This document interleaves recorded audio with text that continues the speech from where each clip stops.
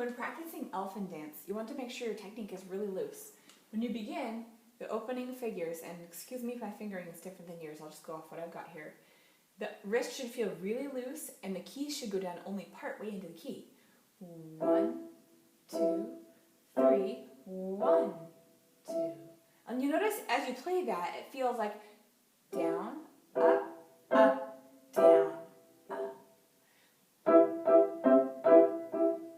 And practice that till you just feel it like your hands totally know what to expect. Okay, and then as you get out of that section, 1, 2, 3, 1, 2, cover the G. All right, so here I am after the next section. Down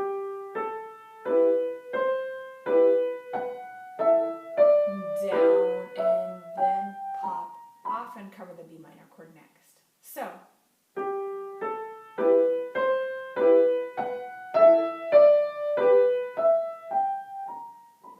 It's short idea, long idea.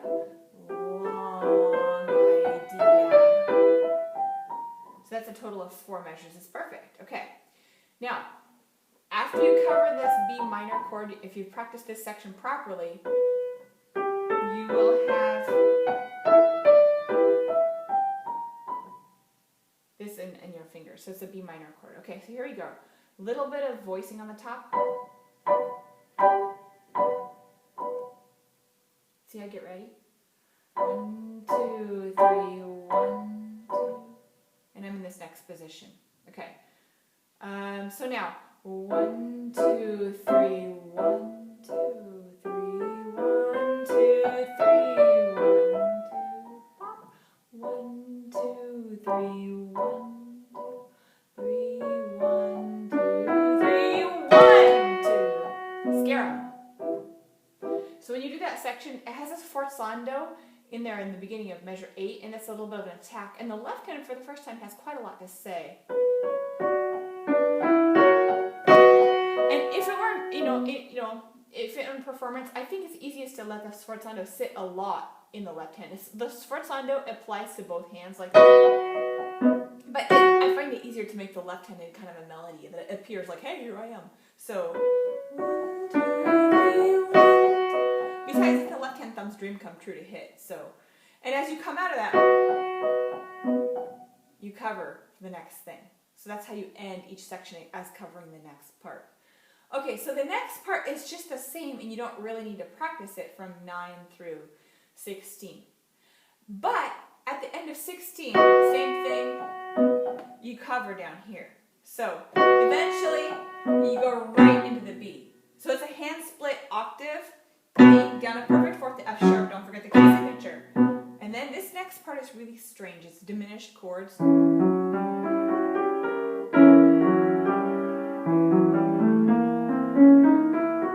The scale that we're using you could find by going whole step, half step, whole step, half step, whole step, half step, and you should try it out. And then when you make chords out of that, it's a diminished chord. So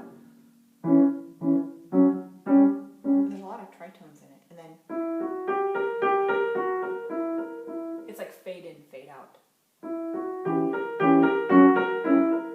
Rest! 1, 2, 3, tiny, hushed, and distant.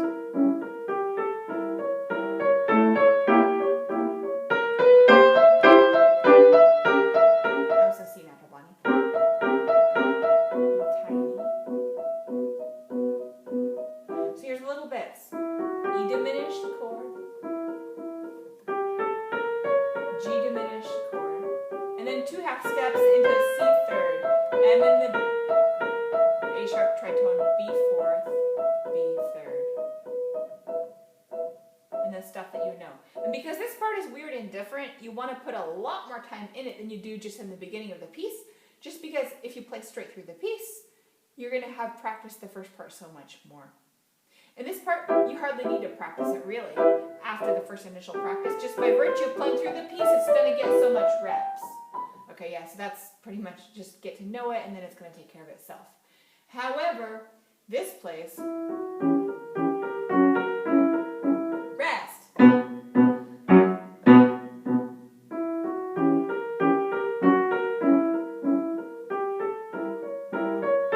Crescendo.